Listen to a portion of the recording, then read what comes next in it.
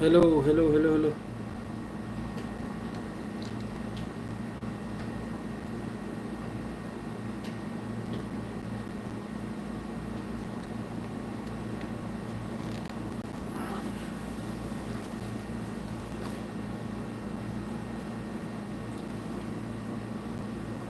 वालेकुम अस्सलाम।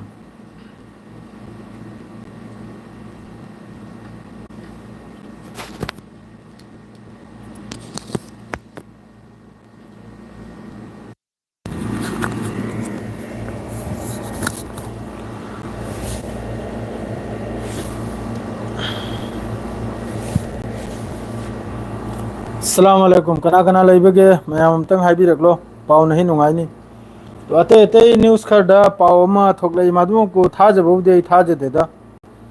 मासिगे पाव से ईरान अखोई S-400 एयर डिफेंस सिस्टम से टेस्ट तौबगी वानी। अदुसु 26 जुलाई दा। अदु कयाम चुमिमनो कयाम लालिमनो अदुरे हाइबा ngamdre। वालेकुम अस्सलाम। पावसी मयाम को सलाम दुआ से अंतौनो की जेदु को पावसी दर लौन हाइद रखे लाइव सी याम संगले कांदे।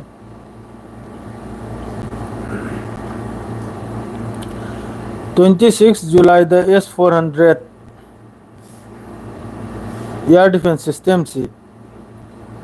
इस्फानदगी किलोमीटर चामरीग निफु लापना अदुरे टेस्ट तौबगी वानी को मासिदा अखोईगी अतई अतई मोंग मोंग की न्यूज़ हाइबदी।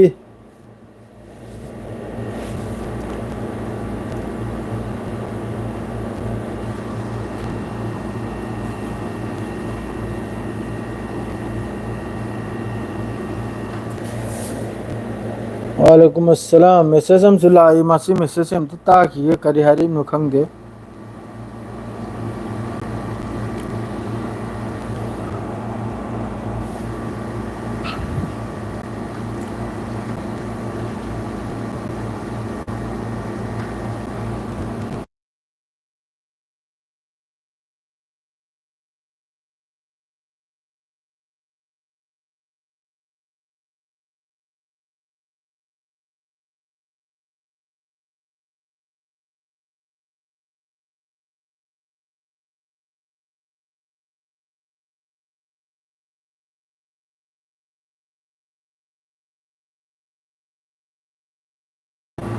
अइन मुथलिम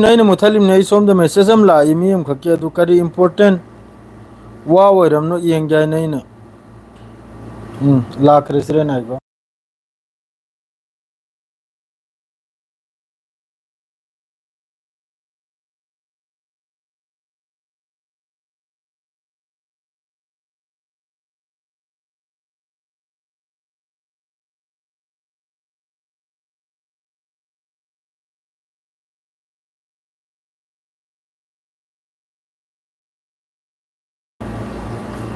अदो मैम लाक्चरम अदो वीजा खर ठोकदौरी है। वीजा खर ठोकदौरी असा इन फेसबुक ता लाउजरम्बा अदो मी अमानि खर इमानबा अमानिमसु हाइरे बने वीजा दुगिने वीजा दु तरेत ना निपाल वीजा दु थोकपय वानी गल्फ किने थबक अखोई सिगी मादुगी वीजा दुगी मरमदा हंगजरइमनि दादु पाउदु पिरमदबे यादे मरुप मतांग निना पाउदु पीजरम्बा। अदो हयेंग चकनि मीदु फंगनबा हयेंग चलेगा करीगी वीजानो लेबर की वीजारा ड्राइवर की वीजारा ना होय करीगी वीजानो अदु वा हयेंग फाइनल तारगा अदुगा इन अमका हयेंग वीडियो अमका सेमलकनाबा अदु माना याउंदा फोन तौदना हाइजरकपनि द सुम तौदना वीजा नहीं हयेंग चिदा वीजा तरे निपाल खक लाकनी अदु यारदि लहौ हायना अदुगी आइना साइ लाउथोकचरम्बा अदुगी पाव हंजरइमनि।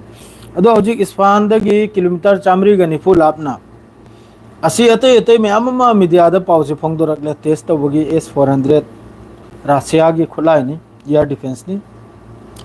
असी हौजिक फावबो मासी थाजदबगी वा हाइबबु ईरान की तरफतगी असीगी हौजिकी S-400 रशियादगी लौबा लौदबा असीगी मरमदा ईरान की मीडियादगी अंथोकना पिखरबा ईरान की फोर्स अमा अदुरै फाव सिगी अपडेट सिलाक्तरबा करिगुम्बा सिगुम्बा खुचुगुलाइसी लौरदि सोइदमकी अपडेट लाकनाबा मदु ईरान की तरफ ते अपडेट अम फाव लाक्तरी हौजिकी सिगी हौजिकी ओइरिबा मखोइना लाउरिबा S-400 ईरान ना हाइदोरकपदा ईरान S-400 लौरा ना हाइदोरक मखोई की करिया काय न कसो काय बिले ताब रसिया दगी पैसा न लेरिमनी रसिया न पीरिमनी रसिया ग मरुपनी मखोई अदु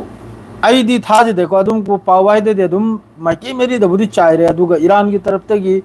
एक्सेप्ट ओइ बायना अम लेरि हाइदोरक पाइन हाइना अमा अदु हजु पाव हाइदोरक त्रेब अदुगा ईरान मनुंग दसु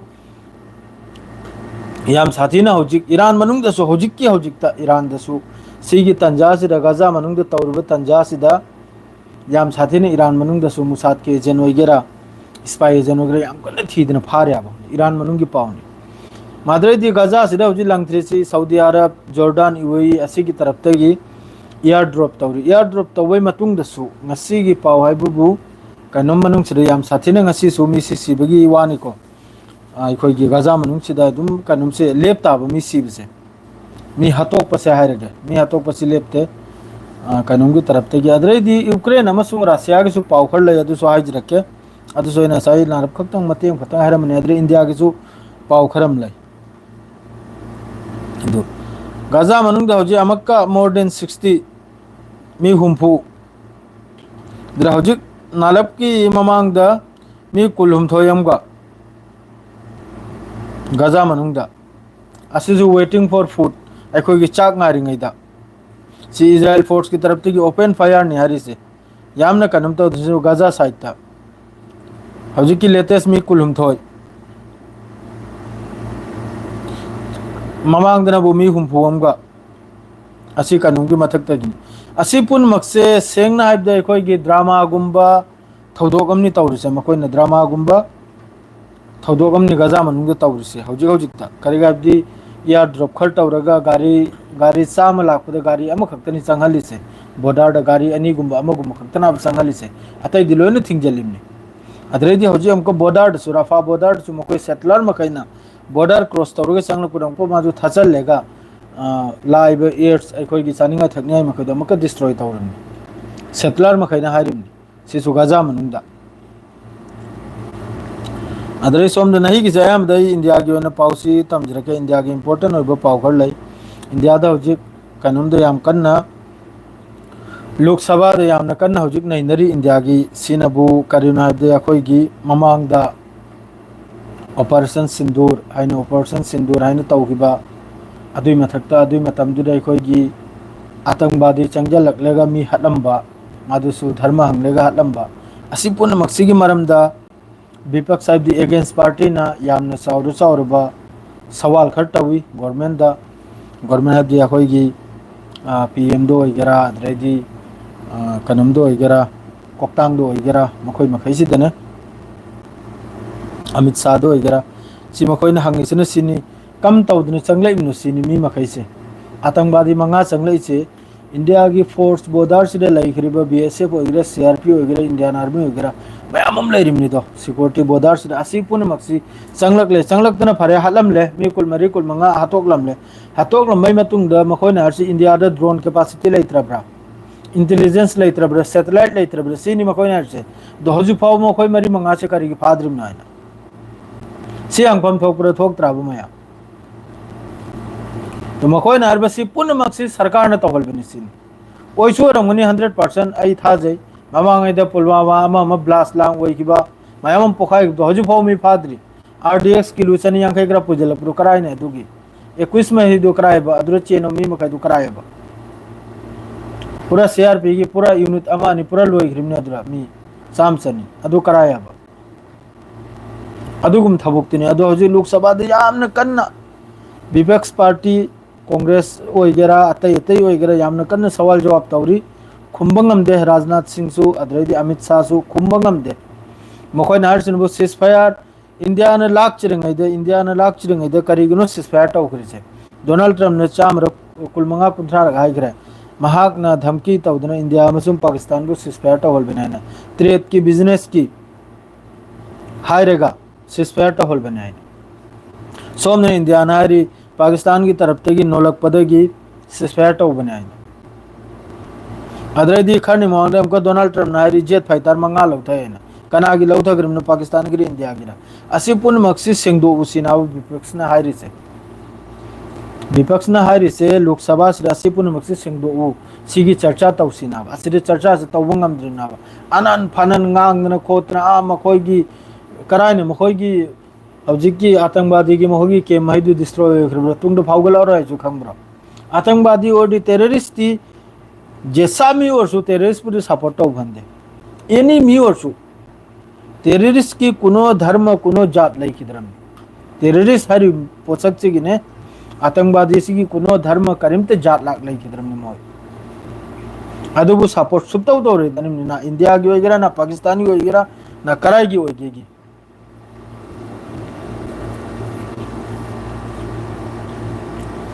लोरे लोरे हंदई मपोक्सिदने याम साथीन हंदई हंदक की फिफम जिदई ताउ सिंह हंदक की निनी हुमनिसिदा इजराइल से पूरा खुलु खुदबन कुल्लम नि सिम खंगो इजराइल से पूरा खुलु खुदबन कुल्लम नि उई की तरफते हाई ग्रिसे इसिंग दगी और सु कांगबाल दगी और सु मथकते और सु मखोई गजा मनुंगदा पोत किलोम तो सु अदुम आइन सिंपल नि को अदुम हारिना प्रमाण पीरिना किलोम तो सु मखोई लंगथने आई चानिंगाई नाइबा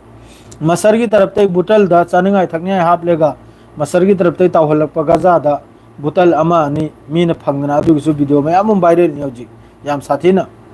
मसरबु इजिप्ट पु याम साथीना थागत चकी गजा की तरफ तक अदरैदी खरनी ममांग दे इजराइल की तरफ तक की हमास न हुराली सिनी चानिंगाई थकने से ट्राक लांग अमा मलुती सिनी मखोनी इल्जाम लगारी से असिना वो अमेरिका की एजेंसी ने इंक्वायरी तौब कांदा माई थी बनंगरा इजराइल माई थी बनंगरा हमास न पोट मरूम लौरमद्रे पोट मरूम लुतीरमद्रे लोन मसिन थीप तो रमले असीगुंबा मयाम प्रोपेगेंडा से अदुम सारेगा नाकलम दे डाइवर्ट तौरगा नाकलम दे डाइवर्ट और नाकल होजिक मा नारी अयुक की पुंग कनमदगी तरादगी नुमदांगी पुंग निपाल फावरा त्रामाथोय फावरा असी अखोय की मिनी सेस्पेयर गुमना दो अदुगी मतुंग माना तौखरिबा होजिकी जुलुम मयाम सिदी गजा मनुंग से ड्रोन माद्रेदी एयर स्ट्राइक अदरेदी अंदा दुन ममित तुमजले कापसेल बथिंजल बसीने याम साथीना संगदम नते गजा द चानिंगाई चंगली खजिक तो सु चंगली होजी दो होजी मफम द मोहोई सिगी अगेंस्ट पेरिस ओइगेरा न्यूयॉर्क ओइगेरा फ्रांस ओइगेरा माद्रे होजी फ्रांस ना फिलिस्तीन सिबु अखोइगी लौखटलनी हाइबसी पाउसी संदोरकपजी तुंगदा अते कंट्री मयाम सु ब्रिटेन करा माद्रेदी अमा मकरा लोइन मतुंग सिद इनरक लाब लोइन इटली फावबा इटली नार जनबु फै अदुइ वादो अफवानी टू स्टेट सॉल्यूशन अदरेदी फिलिस्तीन बु याखोइगी देश अमगी दर्जा पिबगी असिगुंबै मरमदा अदुगी ममांगदा इटली नार सिनबु इजराइल गिसु खजितंग सिक्योरिटी अदुइ ममिंग मा सपोर्ट तो याबा साइ फ्रांस ना हार बवासे मा सपोर्ट तो याबा मैक्रोन गिवासे अदो होजि अदरेदी सोमदम को सऊदी अरब की फॉरेन मिनिस्टर होजी न्यूयॉर्क तो चलेगा टू स्टेट सॉल्यूशन की असी की मरम वासे याम कन नहीं नेरबा अदु इंशाअल्लाह थाजबोबदी थमिमनी सोयदम की अफव पावम लाकने न अदुमकपु होजी मखोयना एड्स चंगहन खोलन ट्राक लांग अमा में एयर ड्रॉप प्रा तौरसे आइदी होजी फावबा कनायदी मोहसिबु सुप्था थाजदे सेंगनाइबदा मोह जातसिबु सुप्था है थाजदे मखोयजी ममईगा मचिलगे चप मानरिमनी कम मतम करियोरकनी होजी बॉर्डर चंग भाईजु मखोयने चेक तौरगा मखोयने याहलेगा पुजल हलिमना होजी बॉर्डर चंग भाईजु मखोयने अयाब पीरगे चंगना मखोयने यारो है किदा अतै कंट्री मखैजने कसु तो बंगम लो याब मसर वगैरह यूएई वगैरह जॉर्डन वगैरह कसु तो बंगम लो मखोयगी पुतलाना अदुम पंदई सिदे खजिक खक्तन समनाम खक्तन हिम्मत ओइदना मखोयना एयर ड्रॉप वगैरह अमो वगैरह तौरिसे समनाम खक्तन अदुसु मपालगी यूरोप कंट्री रोमदे खजिक सौगलकपना मरम ओइरेगा खजितंग हिम्मत यावरक पाइबदो अदुर तार ईरान की पाउसेनी ईरान की हजिक ब्रेक ओरसी ईरान ने 400 S-400 सी टेस्ट तौखरेसिनी इस्फानदगी 440 किलोमीटर लापना मफम अमदा S-400 सी टेस्ट तौबवानी अदुमक पुसी हारिबो पाउसी मपान की मीडिया देनिको ईरान की तरफ तक ऑफिशियल अखोगी अब्बास अराक्ची वगैरह IRGC वगैरह मदर सुप्रीम लीडर वगैरह असी की तरफ तक वाम भयरक्तर ईरान की डिफेंस की तरफ तक अदरैदी हौजी अमक्का इजराइल कर्स न इजराइल की मोहगी कैनो मिनिस्टर अखोगी डिफेंस मिनिस्टर न ईरान की सुप्रीम लीडर की मथक्ता फत्तबा अनाप सनाप शहीद तौथोकपगी हतोकपगी असिगुंबै स्टेटमेंट से अदुम पीरे हौजी हौजिक तमादुगा मनुंग दसु नेतन्याहू का हौजिक की डिफेंस मिनिस्टर होगेरा फॉरेन मिनिस्टर होगेरा असीगसु नुंगाइनदब मनुंगसिदा इजराइल मनुंग दसो हौजिक मतमसिदा प्रोटेस्ट तौरनी मी सामगी मथक्ता लाइ सो होइबा कोंगाइ मा मोगी फोर्स तेगी रिटायर होइबा अदुनो कोंगाइ मा चे इखतना थारमनाब तखाइ चे इखतना थारम अथुबदा यारगदी ओइमक्तेन इजराइल ने लाल खरिजे करन एड्स से मखोइना थचलुप से सिदा मोहंदा खुलुगदुमना कुलिमना अदुनबु अतै अतै मफमदगी येंगु सिदा प्रोटेस्ट तौबो उद्रिसि बस मिडिल ईस्ट खक्तनी अइगे हिसाबतदी मिडिल ईस्ट तने अद्रैदी यमन की तरफ तगी स्टेटमेंट अमा अनौबा स्टेप अमा लौखलने हैना लान से हजिकती यमन की तरफ ते बेन गोरियात माद्रैदी तेल अवीव ओइगेरा अममद मिसाइल ड्रोन कापचलिदना हजी यमन की हुती की तरफ ते स्टेटमेंट आइबुबु एनी जहाज पिक जहाज ओइबा तारगसु इजराइल तमने चटप तारगदी जेसा कंट्री की सोइसन एनी कंट्री की सोइसन लुबलगने आइगरा हुती की तरफ ते एनी जहाज एनी पिक जहाज ओरसु चेन साब जहाज ओरसु इजराइल की पोर्ट चटलिम ने हार्डी लुबलने आइगरा हुती की तरफ ते हुती की से अनौबा स्टेटमेंट हमने ओंथोंना पिकते पिकथरब हजिक गाजा की माइकेदा हजिक फावबा मसागे नुकसान तौरगा लेप्तना लेरसी यमन खक्तनाब ईरान कैदौरी ईरान हजिक